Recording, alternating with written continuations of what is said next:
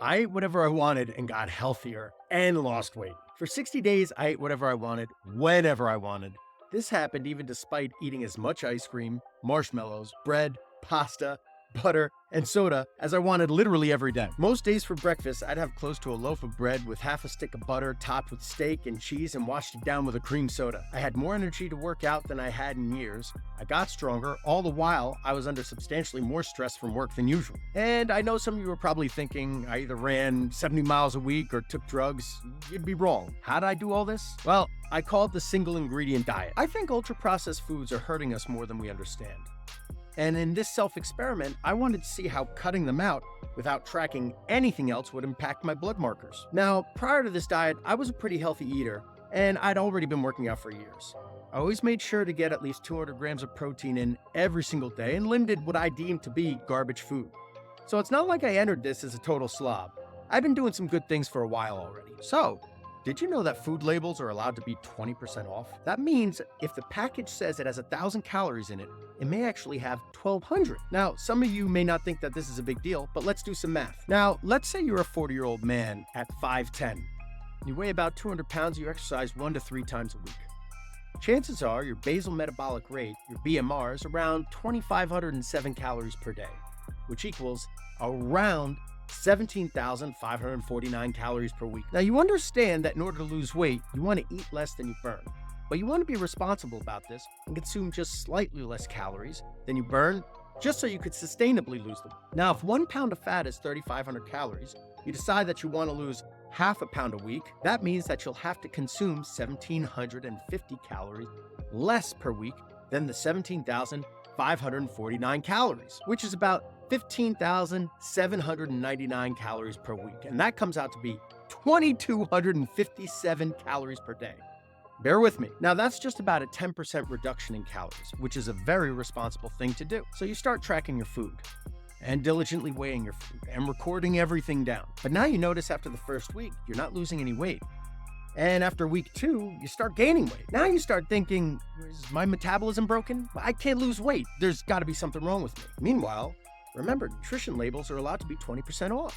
And 20% of 2,257 calories is 451. Plus your 2,257 equals 2,708 calories, which might be more than you were eating in the first place when you started this diet, which to no fault of your own ended up causing you to gain weight and get super discouraged, and that flat out sucks. Now, another thing with ultra-processed foods, you start reading the back of these food packages, and there's words on there you can't even pronounce. And you're like, I'm just trying to eat some Lucky Charms, bro. Why does it sound like I'm eating a science experiment? Now, I'm not saying that these ingredients are bad for you, and most of them are probably fine, but you wouldn't actively go to the store and seek out and take a spoonful of soy lecithin. Probably not. But that's used as an emulsifying agent to ensure ingredients are mixed better.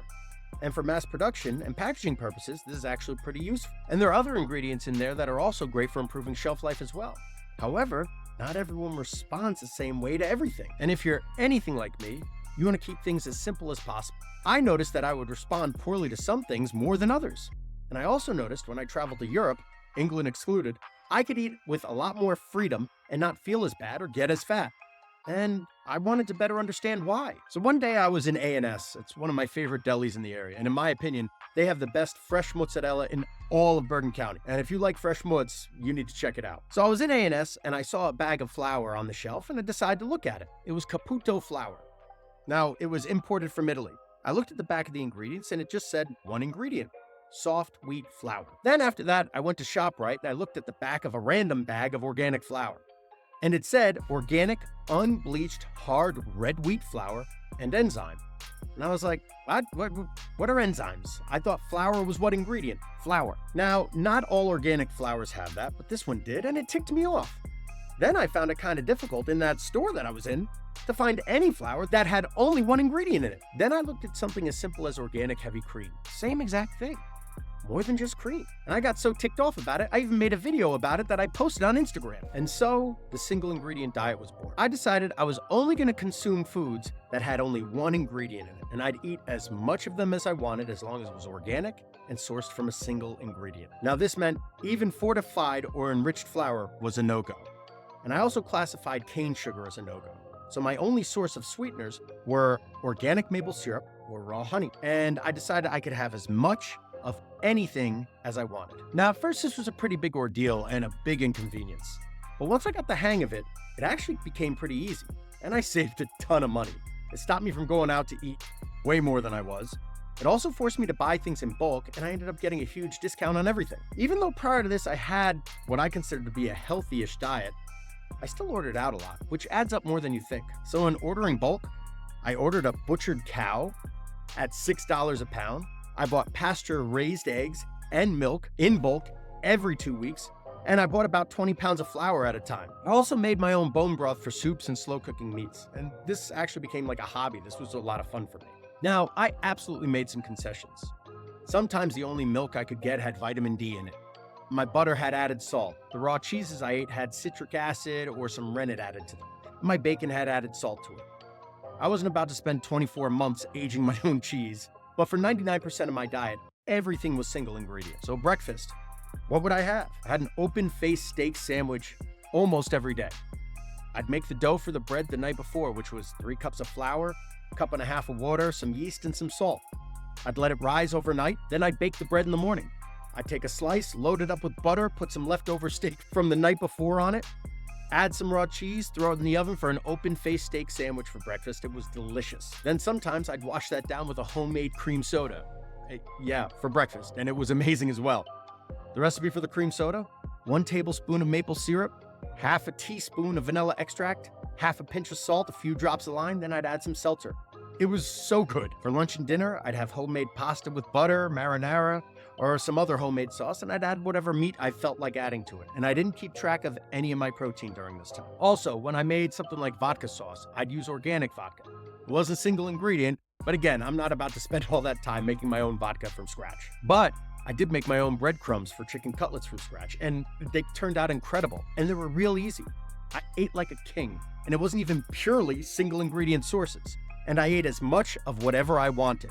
And here are the final results. Body weight went from 208 to 199, 9-pound reduction. Total cholesterol, 216 to 207. HDLs, 60 to 50. Triglycerides, 46 to 63. LDL, 147 to 143. Glucose A1C, 5.4 to 5.4. Fasted glucose, 76 to 86. And my total testosterone, 419 to 473, which is my highest recorded ever on blood work. My free test went from 65.8 to 85.6. And during that 60-day period, I had 3 cheat meals where I ate whatever I wanted, however I wanted. It was the holidays, so I didn't want to miss out on my mom's lasagna, some great pastries, or some good antipasto. Now, on top of all this, I got stronger, had more energy, and I felt great. Now, I'm not saying this is a magical diet, and everyone's going to respond exactly how I did. But I do think this was a really cool observation and can definitely be something to help us question what we currently know and think about the current state of nutrition and our beliefs in dieting. I really hope this was helpful. Feel free to reach out about this, or if you have any questions or ideas that you want to run by me. And if you like this and you want to see more of this type of stuff, subscribe, like, comment, and share this video. We'd love to have you be part of our community.